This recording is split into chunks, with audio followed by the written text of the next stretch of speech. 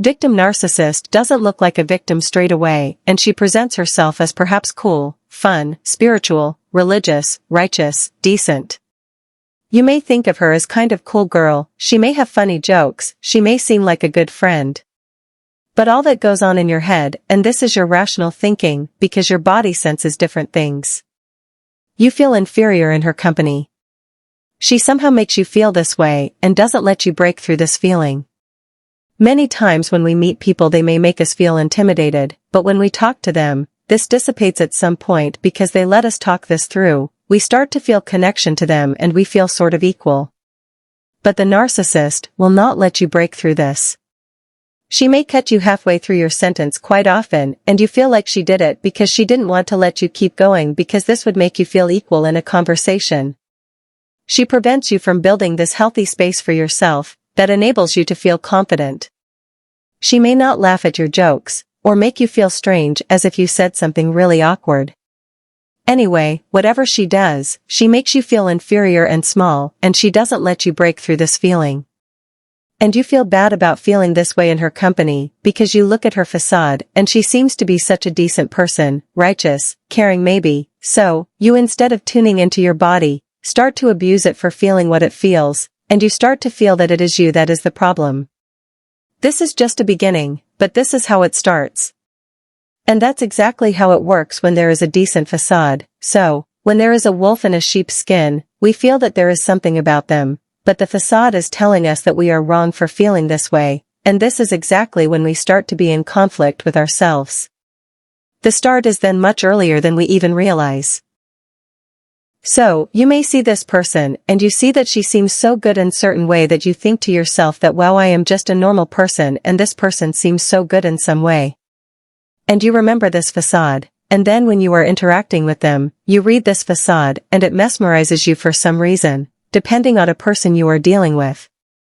But then you feel inferior with them, square in some way, and you never break through this feeling because they block you from doing so, by minimizing everything you do or not listening to it.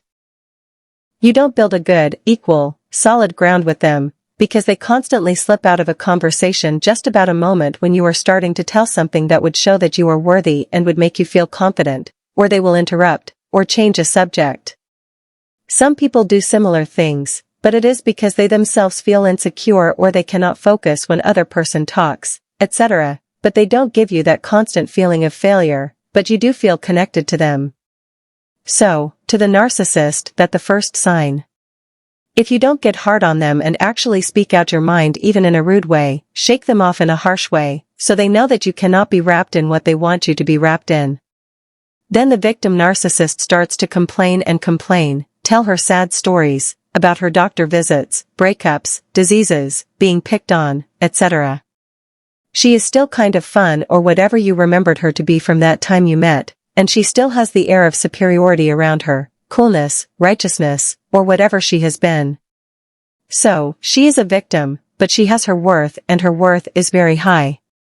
Her complaining is for the very modern reasons, maybe she is so, much more connected to herself, and other people are just not modern. Or she is just so, good because of that she feels all the feelings and emotions. It just all feels really slippery and inhumane. It looks humane, actually even too humane, but it feels inhumane. And she will also use this against you at some point, because you don't have a facade of being overly humane, but you are just a humane, normal, person with empathy and emotions that may show up sometimes, and give the narcissist a material with which she can build an ammunition against you. That's the whole point of narcissists. They have a very good self-control and they look very good. Because this is all facade. They seem to be kind of higher and better than an average person in a very choking way. In a way that you feel worse, like you are less evolved. And there are many people who are really better than the average person and you feel admiration for them and look up to them, but they don't have this aura of being more evolved than you are. And some other people may have the aura, but if you know them, it dissipates. You just feel these people in a natural way. They don't make your mind kind of stop and they don't give you all these weird feeling in your body that you so hate yourself for feeling. Cover narcissists from my experience have this aura about them of being really more evolved than you in some way, and this feeling is never broken with them, because they prevent it. It's hard to explain. I wonder if you know what I mean and if you feel the same way. So, first thing to watch out for is to recognize in yourself this tendency to being mesmerized by a person and getting into sort of submissive relationship with them because you don't want to be rude or you don't have strength to finish your sentences when you're interrupted, etc. I see this one as a very big one that makes people fall into narcissistic traps. This is coming from being prone to trusting your eyes more than your body. You may look with your eyes and analyze facial expressions and everything that the situation is like outside, and you see that it didn't look bad, didn't look on purpose, etc., and you build the reality based on that external vision.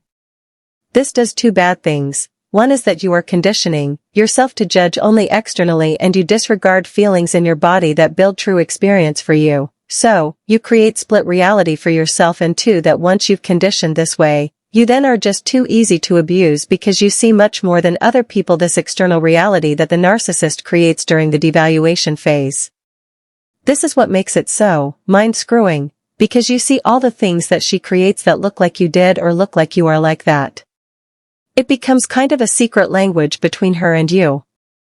Other people who judge in a normal way will not see what you are seeing, and she can abuse you easily while still keeping her caring, decent or whatever she acts facade. And at the same time she can make you look like you are paranoid because you see things that they don't get. In their perception these things don't exist, or they are too small to even be bothered by. In your perception it is very real and very righteously you get angry or frustrated or sad or whatever you are feeling. So learning to trusting external is really dangerous because this creates your susceptibility for narcissist false reality. Victim narcissist looks or prey by complaining heavily, telling sad stories about her or other people, showing you sad pictures or something in this flavor. And it is really too much, but since she has the facade of being overly evolved, when you try to say that you have enough or just walk away, she never or very rarely would be able to admit that she was too much, but she will twist the situation to make you feel and look as if you were a cold, bad friend or something similar. And because she tells you the sad things about her over and over again, you might at some point either really feel empathy for her and burst with that empathy by proposing her help, or she may get you connected to a sad place that you have yourself, maybe a breakup, maybe a situation with a friend, maybe someone's passing, and you show her raw emotions, true, pure emotions that you never show, so they are really deep truths about you. And these emotions are about truly caring for someone.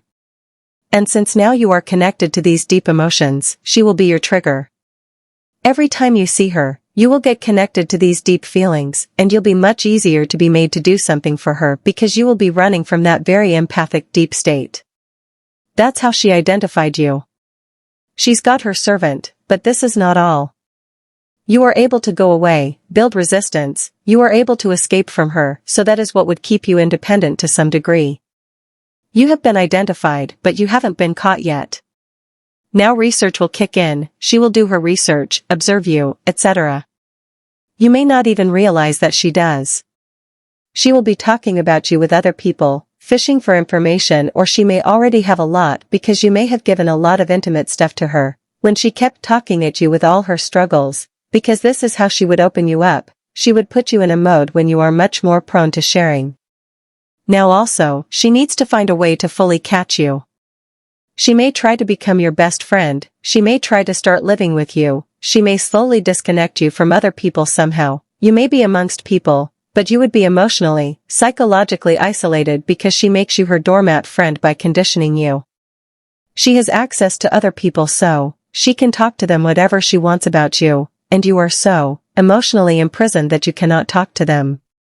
She may always get first to places even though you may have arranged to get in the place at a certain time. This gives her time to talk to these people. She may go there and talk to them how worried she is about you because you have a depression, for example. Then you show up and everybody behaves kind of strange and you feel weird energy. This makes you feel really insecure, it's like something is wrong with you. And bingo.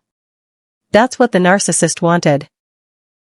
That's how she may isolate you emotionally and psychologically from others, because now she will be your best friend. She may rescue you from this situation by helping you to get into the conversation or by making a place for you to sit. This does two things. 1. It adds to the narcissist's facade as being a good caring friend, and it creates your image as being depressed, sick, crazy. 2 birds with one stone. Actually, even more. Also, because when you walked in and you saw that the narcissist is already cozy there and she was the one who told you let's not get there before, because actually you wanted to come earlier, but she said that it's better if you just appear at the same time later. So, you also are weakened by this confusing behavior and angry, but then when she quotes act so sweet when you felt insecure, you bottle up and it tangles your emotions even more. It creates something like really serious internal injuries in energetical sense. Very damaging.